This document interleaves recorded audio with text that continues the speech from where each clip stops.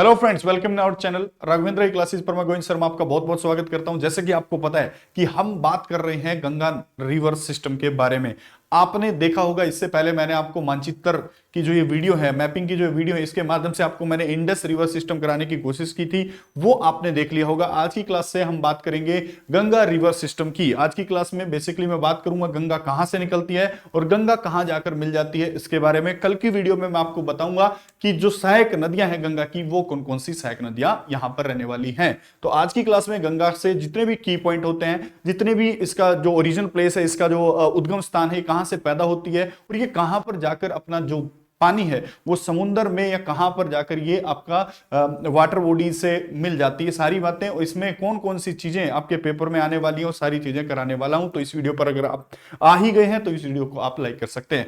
देख लेते हैं आज की क्लास में गंगा नदी तंत्र। जैसे कि आप सबको पता है कि भारत की सबसे पवित्र नदी की अगर मैं बात करूं तो भारत की सबसे पवित्र नदी है गंगा। दूसरा क्वेश्चन ये है कि भारत की सबसे पवित्र नदी क्यों है, हम क्यों इसको इतना पवित्र मानते हैं? क्योंकि ये बहुत सारा अक्षेत्रफल है, उस सारे अक्षेत्रफल के लिए पानी उपलब्ध कराने का काम करती है, इसलिए इसको पवित्र माना जाता है। कृषि पॉइंट ऑफ व्यू से, पशुपालन पॉइंट ऑफ व्यू से, या फिर पीने के पानी की जो उपलब्धता है उस उपलब्धता को ये पूरा करती है। भारत में लगभग लगभग 5 राज्यों से बहकर गुजरने वाली ये नदी भारत में एक जीवित व्यक्ति की संज्ञा रखती है। यानी कि कहने का मतलब यह है कि जैसे एक जीवित व्यक्ति के अधिकार होते हैं, वैसे ही गंगा के अधिकार हैं भारत में। अब आप बोलोगे कि ऐसा क्यों है सर? ऐसा इसलिए मैंने आपको बता दिया, ये बहुत महत्वपूर्ण नदी है। इसके लिए कृषि के लिए हो या पशुपालन या पीने के पानी के लिए, ये सारी नदी बहुत भारत में पवित्र है। बहुत सारे धार्मिक स्थल भी इसके किनारे बसे हुए हैं, आपको सबको पता ही है। तो चलिए चलते हैं, आज की क्लास में पढ़ते हैं गंगा रिवर सिस्टम, इसके बारे में। तो पहला क्वेश्चन तो यही होता है जब भी हम पढ़ते हैं कि गंगा भारत की सबसे पवित्र नदी है। इस बार आप चर्चा लगा लें। आपसे अगर पूछा भी जाए सबसे पवित्र नदी भारत की कौन सी है, गंगा नदी भारत की सबसे पवित्र नदी है। और गंगा नदी जो है आपकी, इसका उद्गम स्थान आप अगर पूछे आपसे, उद्गम स्थान यानी कि ओरिजिन प्लेस अगर आपसे पूछे तो ये पैदा होती है आपकी देवप्रयाग। जो आपकी गंगा नदी है ये बनती कहां पर है? ये देवप्रयाग में। वो देवप्रयाग कौन सी जगह है उसके बारे में अभी मैं थोड़ी देर बाद आपको बताने वाला हूं। भारत में गंगा नदी पर आप कम से कम भी 6 प्रयागों के बारे में पढ़ेंगे और उन्हीं 6 प्रयागों को पूजा जाता है। प्रयाग शब्द से आपका क्या अभिप्राय है? प्रयाग शब्द वो होता है जहां पर एक बड़ी नदी में एक छोटी नदी आकर मिलती है, उसी को हम प्रयाग कहते हैं। आपकी गंगा नदी का जो निर्माण होता है वो देव प्रयाग में होता है, इसकी जानकारी आपको होनी चाहिए। उसके बाद जो गंगा नदी का जो आपका अक्षेत्र है वो लगभग 8.6 लाख वर्ग किलोमीटर में फैली हुई नदी है। इसकी लंबाई अगर आपसे पूछी जाए तो लंबाई, ये की पॉइंट करा रहा हूं आपको शुरू में, इसकी लंबाई लगभग 2525 किलोमीटर ये है आपकी नदी की लंबाई। भारत के कितने राज्यों में होकर बहती है? तो भारत के कितने राज्य हैं आपके? 5 राज्य भारत के हैं जिनमें यह नदी बहती है। गंगा की सबसे सहायक नदी अगर आपसे पूछे, सबसे बड़ी ट्रिब्यूटरी गंगा की, तो वो आपकी यमुना है। यमुना नदी गंगा की सबसे बड़ी सहायक नदी है, याद रखेंगे। और भारत का जो पशु है, राष्ट्रीय जलीय पशु है, ऐसा राष्ट्रीय जलीय पशु जो है वो भी आपका गंगा डॉल्फिन है। इस बात को भी आप ध्यान रखें। कुछ की पॉइंट बता रहा हूं आज की क्लास में, की पॉइंट बताने वाला हूं और साथ साथ अभी मैप कराऊंगा आपको।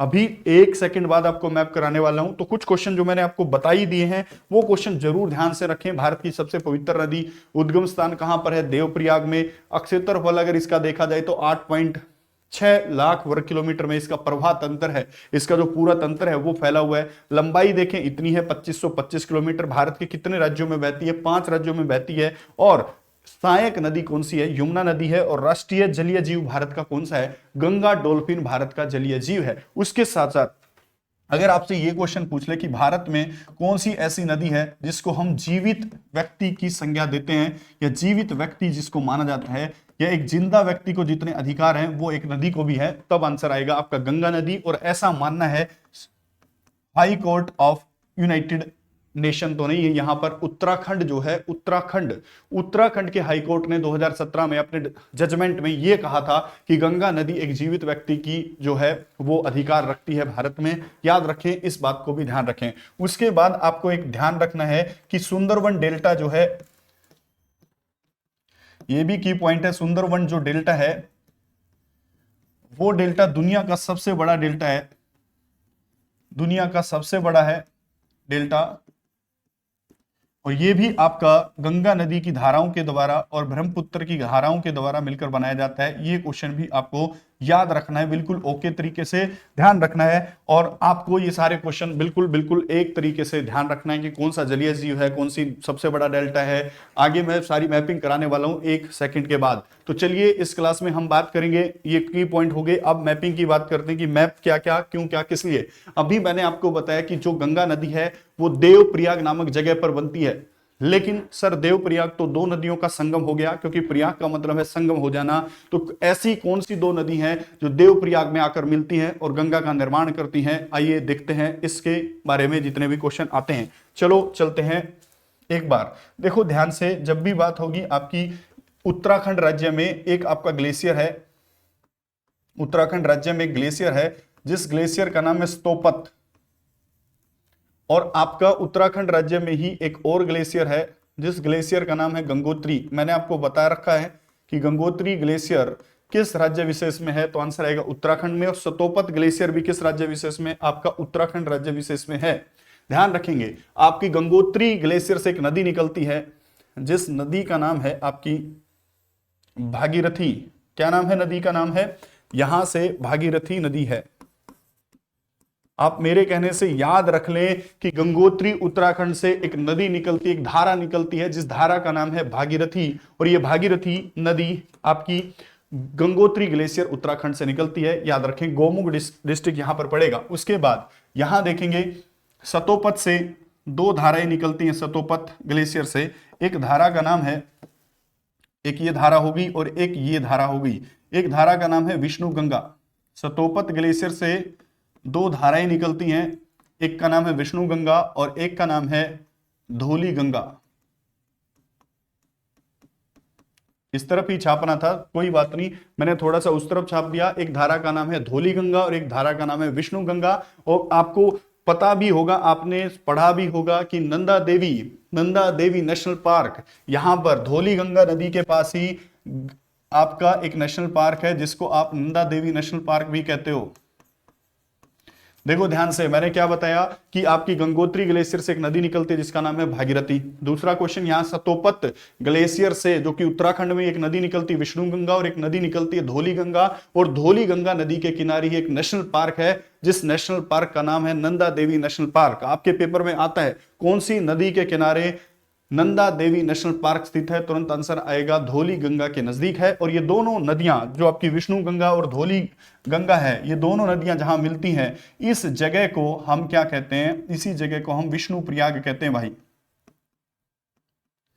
आपसे पूछेगा विष्णु प्रयाग कौन सी 2 नदियों के संगम पर है? धौली गंगा और आपका कौन सा है? विष्णु गंगा। और यहीं से विष्णु प्रयाग नामक जगह से जब ये धारा बन जाती है, इस धारा को हम क्या कहते हैं? इसी धारा को हम अलकनंदा कहते हैं। अलकनंदा। और अलकनंदा और जो ये भागीरथी निकल रही थी, ये जाकर मिल जाती है एक जगह पर। इस जगह को हम बोलते हैं देवप्रयाग। क्या बोलते हैं? देवप्रयाग। और देवप्रयाग ही वह जगह है जहां पर गंगा का निर्माण होता है। तो अगर आपसे पूछ ही ले कि गंगा का निर्माण कहां होता है, तो देवप्रयाग नामक जगह उत्तराखंड में, और फिर ये नदी आपकी आगे बढ़ती है। ध्यान रखेंगे, तो आपकी जो गंगा है उसका निर्माण देवप्रयाग में कौन सी 2 नदियां करती हैं? एक तो अलकनंदा और एक कौन सी? भागीरथी। भागीरथी निकलती कहां से? गंगोत्री से। और अलकनंदा कहां से निकलती है? सतोपत से, जिसका निर्माण 2 धाराएं करती हैं, एक विष्णु गंगा, एक धौली गंगा, जो कि विष्णु प्रयाग पर मिलकर आपकी अलकनंदा नदी बनाती हैं। उसके बाद आगे चलते हैं। आगे अगर बात करें तो एक नदी और है जिस नदी का नाम है नंदाकिनी, जो कि अलकनंदा में मिलती है। नंदाकिनी। नंदाकिनी नदी आपकी अलकनंदा में मिलती है। वहां पर एक प्रयाग का निर्माण होता है जिस प्रयाग का नाम है नंद प्रयाग।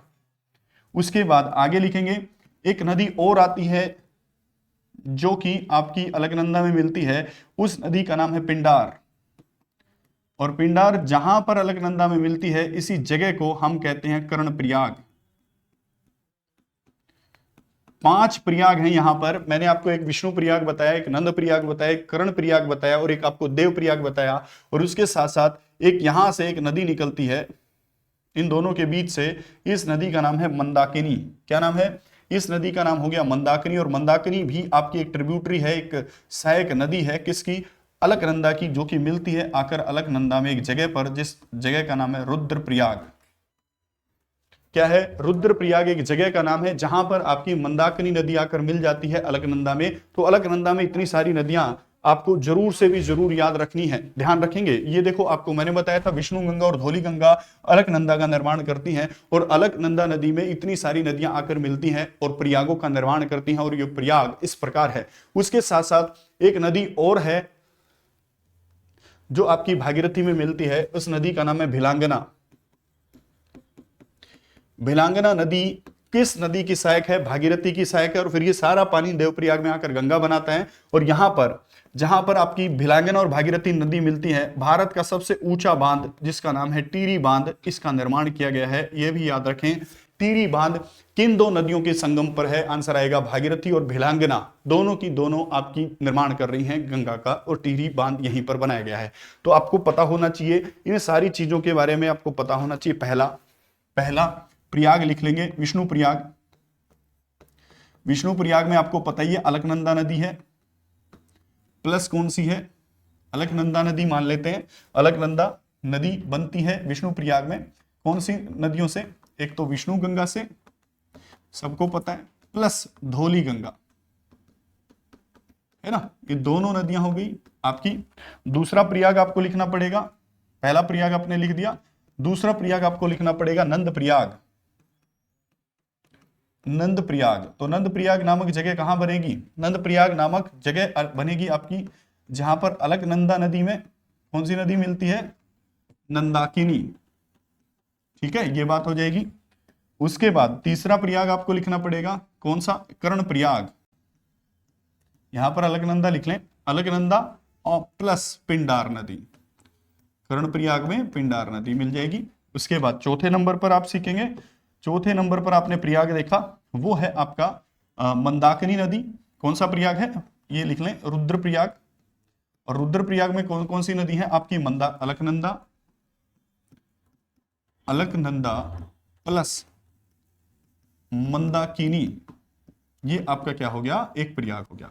उसके बाद पांचवा प्रयाग मैंने आपको बताया देवप्रयाग।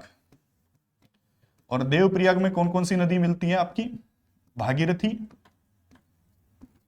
प्लस अलकनंदा। और यहीं पर किस चीज का निर्माण होता है? यहीं पर गंगा का निर्माण होता है। तो बेसिकली जो गंगा का निर्माण है वो कौन से प्रयाग में हो रहा है? देवप्रयाग में। और यही मैंने आपको बेसिकली पीछे लिखवाया था, ध्यान रखेंगे। आपको ये सारी चीजें आपको ध्यान रखनी है, कौन सा प्रयाग कहां बन रहा है, कौन सा प्रयाग में कौन कौन सी नदी मिल रही है, ये सारी चीजें आपको ध्यान रखनी है, याद रखनी पड़ेंगी। उसके बाद लिखें, मैंने आपको बता दिया, जैसे ही देवप्रयाग है, देवप्रयाग से गंगा नदी आगे बढ़ती है और उत्तराखंड के बाद ये प्रवेश करती है कहां पर? यूपी में, उत्तर प्रदेश के बिजनौर जिले में। बिजनौर जिले में लिख लो जहां भी बैठे हो कि देवप्रयाग के बाद गंगा नदी मैदानी भागों में आती है, ऋषिकेश होते हुए, हरिद्वार, उत्तराखंड होते हुए यूपी में प्रवेश करती है। यूपी में बिजनौर जिले में प्रवेश करती है। यूपी के बाद बहती है बिहार में, और बिहार के बाद ये बहती है कहां पर? बिहार, यूपी के बाद जाती है बिहार के बाद जाती है झारखंड के बाद जाती है ये कहां? पश्चिम बंगाल में जाती है। और पश्चिम बंगाल में ये देखते हैं आगे, तो लिख लेंगे जहां पर बैठे 5 राज्यों में जाती है यूपी। एक तो आपका कौन सा हो गया? यूपी, यहां लिख देता हूं उत्तर प्रदेश। एक हो गया आपका बिहार आगे चलकर। उसके बाद एक जिला आपका पड़ेगा यहां पर, थोड़ा सा झारखंड का जिला पड़ता है, ठीक है। और झारखंड के बाद ये नदी आपकी चली जाती है 2 भागों में, पश्चिम बंगाल में टूटकर 2 भागों में टूट जाती है। लिख लेंगे कि देवप्रयाग से 1, 2, 3 और चौथा यहां पर पश्चिम बंगाल में जाकर गंगा नदी 2 भागों में टूट जाती है। एक भाग बांग्लादेश चला जाता है और एक भाग इसका कहां? कोलकाता राजधानी की तरफ आता है, पश्चिम बंगाल में। और जो इसकी डिस्ट्रीब्यूटरी है, जो इसका ये भाग है जो कोलकाता की तरफ आता है, यहां कोलकाता स्थित है। जो भाग गंगा नदी का पश्चिम बंगाल में कोलकाता राजधानी की तरफ आता है, इसी भाग को हम हुगली कहते हैं। क्या कहते हैं, हुगली कहते हैं। तो आपसे कई बार क्वेश्चन पूछा गया है कि हुगली कौन सी नदी का एक विभाजन रूप है, आंसर आएगा आपका गंगा का। और हुगली नदी विभाजित कहां पर ये रूप दिखाता है, तो कोलकाता के पास पश्चिम बंगाल में। और क्वेश्चन आता है आपसे कोलकाता किस नदी के किनारे है, तो तब भी आपका आंसर होना चाहिए कोलकाता गंगा नदी के किनारे नहीं है। कोलकाता गंगा नदी की एक धारा, एक डिस्ट्रीब्यूटरी जिसका नाम है हुगली, हुगली नदी के किनारे बसा हुआ एक शहर है। और उसके बाद एक धारा कहां चली जाती है, एक धारा आपकी बांग्लादेश चली जाती है, जिस धारा को हम भागीरथी कहते हैं। तो जो बांग्लादेश गई उस धारा को हम भागीरथी कहते हैं, और जो आपकी कोलकाता की तरफ गई उसको हम क्या कहते हैं, उसको हम हुगली कहते हैं। यहां झारखंड में देखें तो यहां झारखंड में आपका एक पठार है, मैंने पढ़ाया था आपको, झारखंड में एक पठार है जिस पठार का नाम है छोटा नागपुर पठार। और छोटा नागपुर पठार से एक नदी निकलती है जिस नदी का नाम है दामोदर। और दामोदर नदी मैंने आपको बताया था छोटा नागपुर पठार से बहती हुई दामोदर नदी पश्चिम बंगाल में जाती है और कोलकाता के पास हुगली नदी से मिल जाती है। ये भी याद रखें। दामोदर नदी किसकी सहायक नदी है, क्या गंगा की सहायक नदी है या फिर हुगली की सहायक नदी है? क्वेश्चन आप जल्दी से बताएं मेरे को कि कौन सी चीज की सहायक नदी है। तो हुगली नदी आपको समझ में आई होगी क्या है, आपकी डिस्ट्रीब्यूटरी है, किसकी, गंगा की डिस्ट्रीब्यूटरी है। इस बात को आप ध्यान रखें, इस बात को आप याद रखें। उसके बाद थोड़ा सा ध्यान देखेंगे और करेंगे आगे। देखो अगर आप भारत का मैप देख पाएंगे, अगर आप एक बार मैं भारत का आपको मैप दिखा देता हूं, 1 मिनट रुक जाएं। यहां अगर आप देखेंगे, यहां देखेंगे तो भारत में गंगा नदी तो आपकी बह ही रही है कि उत्तराखंड से नदी निकलती है, उसके बाद यूपी में जाती है, यूपी के बाद आपकी बिहार में जाती है और बिहार के एक झारखंड में जाती है। और झारखंड के बाद ये जब जैसे ही बांग्लादेश और बंगाल में जाती है तो 2 धाराओं में टूट जाती है। मैंने अभी बताया आपको ये वाली सिचुएशन बन रही है। और तीसरी सिचुएशन क्या बन रही है, एक सिचुएशन ये भी बन रही है कि आपकी तिब्बत से एक नदी निकलती है जिसको आप ब्रह्मपुत्र कहते हो। ब्रह्मपुत्र नदी आपकी अरुणाचल प्रदेश में आती है और उसके बाद अरुणाचल प्रदेश के बाद असम में बहती है और असम के बाद ये नदी आपकी बांग्लादेश में चली जाती है। जो आपकी ये ब्रह्मपुत्र नदी है जिसको सांगपो कहते हो तिब्बत में, और ये आती है फिर कहां, अरुणाचल प्रदेश। अरुणाचल प्रदेश के बाद असम में बहती है, असम के बाद ये चली जाती है बांग्लादेश में, और बांग्लादेश में गंगा की एक धारा भी जा रही है। तो दोनों का मिलाप होगा आपस में, और ये मिलाप देखते हैं कैसे हो रहा है, देख लेंगे एक बार। जैसे कि यहां मैं आपको समझाने के लिए चित्र छाप रहा हूं कि यहां से आपका ये आपका बांग्लादेश हो गया, ये बंगला हो गया बांग्लादेश। यहां से मैं ऊपर से एक नदी छाप रहा हूं कि भारत से होती हुई आ रही है, जिस नदी का नाम है ब्रह्मपुत्र। ब्रह्मपुत्र, और ब्रह्मपुत्र को जैसे ही ब्रह्मपुत्र बांग्लादेश में आती है, जैसे ही ब्रह्मपुत्र बांग्लादेश में आती है, यहां चित्र है, जैसे ही ब्रह्मपुत्र नदी बांग्लादेश में आती है, ब्रह्मपुत्र नदी को जमुना के नाम से जानते हैं। तो ब्रह्मपुत्र नदी को बांग्लादेश में ब्रह्मपुत्र नहीं बोलते हैं, ब्रह्मपुत्र नदी को बांग्लादेश में जमुना कहते हैं। क्या कहते हैं, जमुना। तो यहां पर जो ये नदी आ रही है इसको ब्रह्मपुत्र ना कह के हम बांग्लादेश में जमुना कहेंगे। और जब जमुना जाकर आगे इस गंगा की धारा से मिलेगी, आगे जब ये दोनों धाराएं, एक तो गंगा की धारा हो गई, एक आपकी ब्रह्मपुत्र की धारा होगी जिसको जमुना बोल रहे हो, तो जमुना और गंगा की जो ये धारा मिलेगी बांग्लादेश में, इन दोनों को मिलने के बाद, इन दोनों धाराओं को मिलने के बाद सम्मिलित रूप से एक नाम से जाना जाएगा, वो क्या है, पद्मा।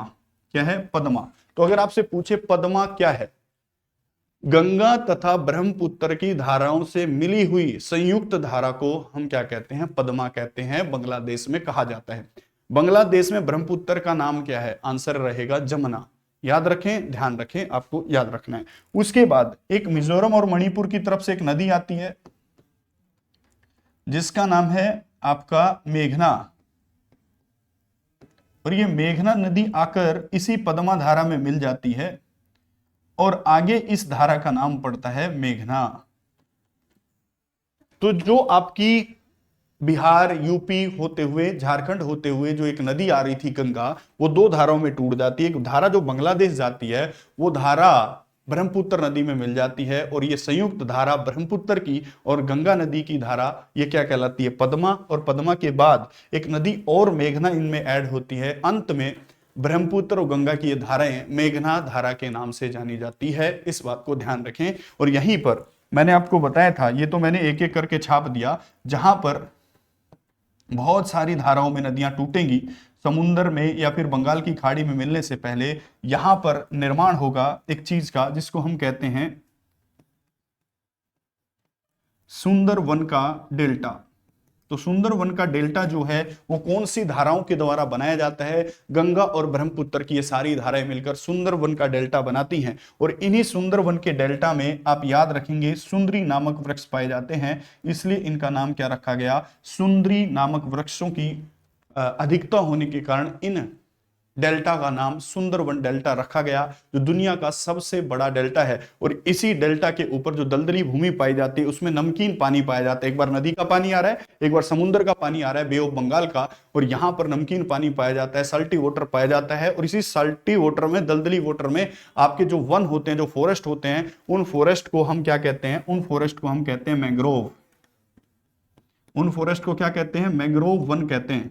तो भारत में सबसे ज्यादा मैंग्रोव वन का उदाहरण देखने को आपको मिलेगा पश्चिम बंगाल के इन्हीं डेल्टा क्षेत्र में, जिन डेल्टा क्षेत्रों को आप क्या कह रहे हो? सुंदरवन का डेल्टा कह रहे हो या फिर मैंग्रोव वन कह रहे हो। और मैंग्रोव वन में सुंदरी नामक वृक्ष पाए जाते हैं जो कि अपनी जड़ों से सांस लेते हैं।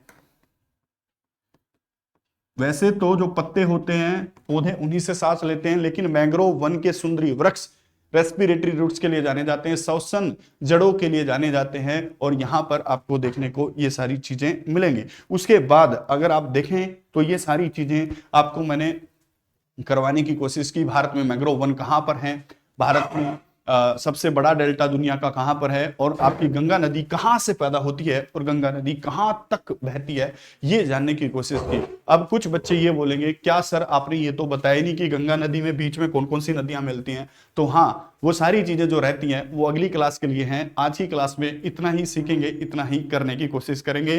तो आप सभी नोट्स बना रहे होंगे, आप सभी पढ़ रहे होंगे, ऐसी मैं कामना करता हूं।